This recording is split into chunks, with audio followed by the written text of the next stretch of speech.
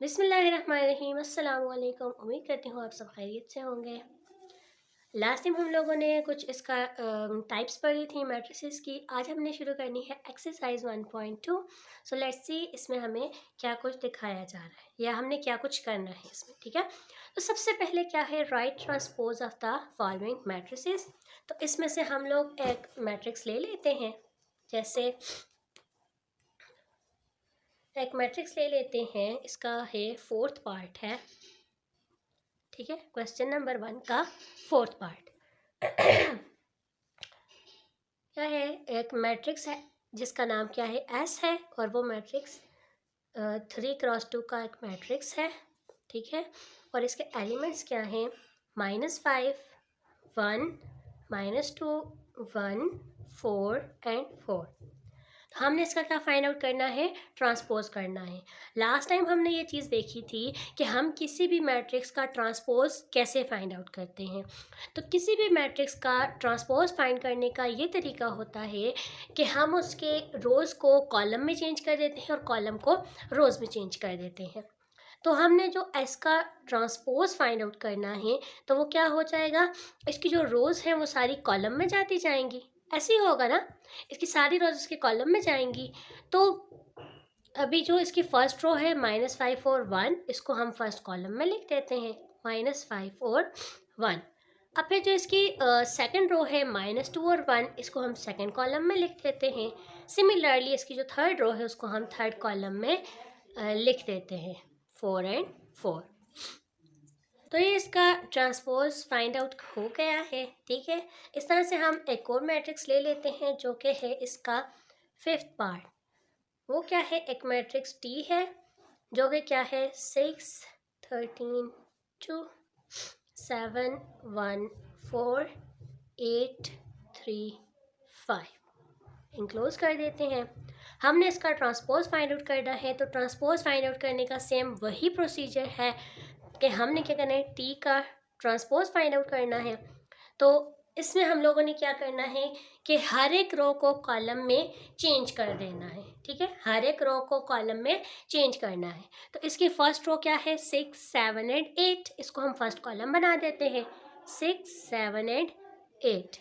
अब इसकी second row क्या है, 13, 1 एंड 3, इसको हम सेकंड कॉलम बना देते हैं, 13, 1 एंड 3। और इसकी थर्ड रो है 2, 4, 5, इसको हम थर्ड कॉलम बना देते हैं। तो ये हो गया इसका ट्रांसपोज। तो इसी तरह से बाकी सारे पार्ट्स हैं, आई होप आप लोग कर लेंगे। अगर कोई भी प्रॉब्लम हुई तो आप लोग कमेंट सेक्शन में मुझसे ज़रूर पूछ लीजिएगा। ठीक है, अभी हम इसके नेक्स्ट क्वेश्चन की तरफ जाते हैं, क्वेश्चन नंबर 2। अब इसमें हमें डिफरेंट ये मैं आपको दिखा देती हूँ, डिफरेंट हमें ये दिए हुए हैं, मैट्रिसेस दिए हुए हैं, और कहा है कि हमने ये बताना है कि कौन से मैट्रिसेस एक दूसरे का ट्रांसपोज हैं। यानी कि अगर हम ए का ट्रांसपोज लें तो वो बी के इक्वल आता है या नहीं आता, या अगर हम सी का ट्रांसपोज लें तो वो डी के इक्वल आता है या नहीं आता। एक पार्ट में कर लेती हूँ, तो फर्स्ट पार्ट में इधर लिख देती हूँ, जो कि क्या है मैट्रिक्स ए है। ये एक जनरल मैट्रिक्स है, A1, A2, B1, B2। और एक बी मैट्रिक्स है जो कि है A1, B1 और A2, B2। ठीक है, तो हमने पहले ये चेक करना है कि हमने एक्चुअल में चीज़ क्या चेक करनी है कि क्या ए का ट्रांसपोज बी के इक्वल है या फिर बी का ट्रांसपोज ए के इक्वल है या नहीं है। हमने ये दो चीज़ें चेक करनी है। तो सबसे पहले हम लोग ए का ट्रांसपोज लेते हैं। अब ए का ट्रांसपोज क्या हो जाएगा कि इसका जो फर्स्ट रो है वो इसका फर्स्ट कॉलम आ जाएगा, और इसकी जो सेकंड रो है वो इसका सेकंड कॉलम आ जाएगा। ऐसे ही होगा ना। तो इसकी फर्स्ट रो क्या है, A1, A2, इसका फर्स्ट कॉलम बन गया, और इसकी सेकंड रो क्या है, B1, B2, ये इसका सेकंड कॉलम बन गया। अब आप देखें तो ये क्लियरली आप देख सकते हैं ये इसके इक्वल है, बी के इक्वल है ना। सेम टू सेम देखिए, A1, B1, A2, B2, A1, B1, A2, B2। जब सेम चीज़ें हैं तो इट मीन्स कि ए का ट्रांसपोज किसके इक्वल है, बी के इक्वल है। अब हम ये देखते हैं बी का ट्रांसपोज क्या है। तो इसके ट्रांसपोज हम ले रहे हैं, तो इसकी फर्स्ट रो इसके फर्स्ट कॉलम में आ जाएगी, तो ये हो जाएगा A1, B1, A2, B2, ऐसे हो जाएगा। अब हम देखें, अगर इस पर गौर करें तो ये वाली सेम ये वाली वैल्यूज़ हैं। इट मीन्स बी का ट्रांसपोज किसके इक्वल है, ए के इक्वल है। तो it means A and B are transpose of each other. ठीक है, तो हमने यही बताना था कि ये मैट्रिसेस एक दूसरे का ट्रांसपोज है या नहीं है। तो हमने ये चीज़ फाइंड कर ली है। हमने ए का ट्रांसपोज लिया तो वो बी के इक्वल आ रहा था, बी का ट्रांसपोज लिया तो ए के इक्वल आ रहा था। इट मीन्स कि A and B are transpose of each other. ठीक है, ये चीज़ भी हमने कर ली। अब जो नेक्स्ट चीज़ है वो क्या है कि which of the following matrices are symmetric, कि कौन सा मैट्रिक्स सिमेट्रिक है और कौन सा नहीं है। अब इसमें हम देख लेते हैं। ठीक है, तो इसका हम लोग एक क्वेश्चन कर लेते हैं। सबसे पहला पार्ट हमने लिया क्वेश्चन नंबर 3 का, जो कि क्या है, एक मैट्रिक्स ए है जिसके एलिमेंट्स क्या हैं, 5 -7 -1 एंड 5। तो हमने ये बताना है कि ये मैट्रिक्स सिमेट्रिक है या नहीं है। तो सिमेट्रिक होने या ना होने की हमारे पास क्या शर्त होती है, ये हम लास्ट वीडियो में देख चुके हैं। तो वो क्या होती है कि अगर ए कोई मैट्रिक्स ए है, उसका ट्रांसपोज वापस ए के इक्वल आ जाता है, तब हम क्या कहते हैं कि ए क्या है, सिमेट्रिक है। ठीक है, तो हम ए का ट्रांसपोज लेते हैं। तो ए का ट्रांसपोज लिया तो ये क्या हो जाएगा, 5 -7 -1 एंड 5। तो क्लियरली ए का ट्रांसपोज ए के इक्वल नहीं है। तो इक्वल नहीं है तो इट मीन्स कि ए इज नॉट सिमेट्रिक। ठीक है, अब हम सिमिलरली हम और पार्ट्स देख लेते हैं इसके। तो इसका बी पार्ट है जो कि क्या है, -1 2 2 एंड 3। अब इसमें भी क्या होगा कि अगर b का ट्रांसपोज b के इक्वल आ गया तो हम कहेंगे कि ये क्या है, सिमेट्रिक है। नहीं आया तो हम कहेंगे कि ये सिमेट्रिक नहीं है। ठीक है, तो हम b का ट्रांसपोज लेते हैं। b का ट्रांसपोज क्या है, इसकी हम फर्स्ट रो लेते हैं, फर्स्ट कॉलम में आ जाएगा। तो फर्स्ट रो -1 एंड 2 और सेकंड रो 2 और 3, इसका सेकंड कॉलम बन गया। तो अभी अगर हम देखें दोनों चीज़ें फिर भी सेम ही है, तो b transpose is equals to b।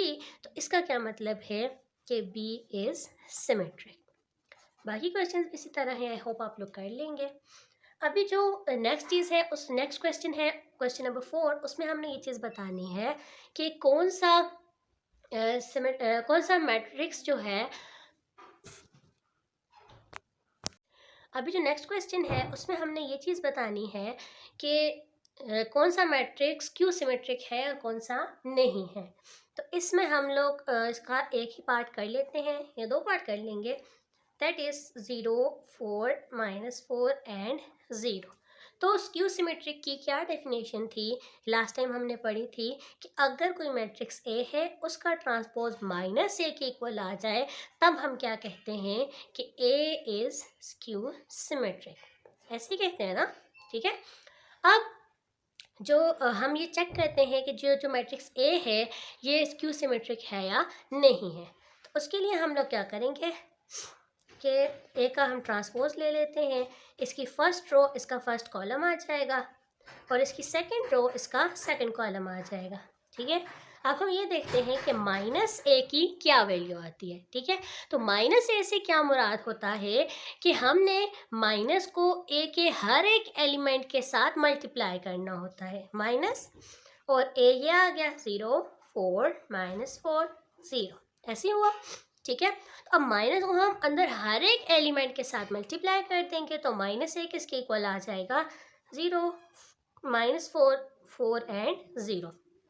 जब भी माइनस किसी मैट्रिक्स के साथ मल्टीप्लाई होता है तो या किसी भी एक्सप्रेशन के साथ किसी भी नंबर के साथ, तो उसके साइन को हमेशा चेंज कर देता है। अगर वो पॉजिटिव होगा तो नेगेटिव और अगर नेगेटिव होगा तो पॉजिटिव। अब ये चीज़ अगर हम देखें तो ये हमें क्लियरली नज़र आ रहा है कि ए ट्रांसपोज इक्वल है किसके, -a के। तो क्या चीज़ निकल के आई कि ए ट्रांसपोज इक्वल है -a के। तो इट मीन्स कि ए क्या है, ए इज स्क्यू सिमेट्रिक। बाकी क्वेश्चंस भी सेम इसी तरह है, अगर वो इक्वल आता है तो हम कहेंगे कि सिमेट्रिक या स्क्यू सिमेट्रिक है, अगर वो इक्वल नहीं आता तो हम कहेंगे कि ये नहीं है। क्योंकि देखिए अगर कंडीशन को सेटिस्फाई कर लिया तो इट मीन्स कि वो सिमेट्रिक या स्क्यू सिमेट्रिक है, लेकिन अगर वो कंडीशन को सेटिस्फाई नहीं करता तो हम यही कहते हैं कि वो सिमेट्रिक या स्क्यू सिमेट्रिक नहीं है।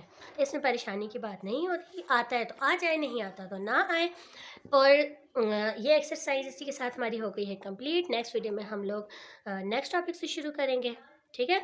और वीडियो अच्छी लगे तो लाइक ज़रूर कर दें, सब्सक्राइब ज़रूर कर दें और शेयर लाजमी कीजिएगा। Thank you. नेक्स्ट वीडियो तक अपना ख्याल रखिएगा। अल्लाह हाफ़िज़।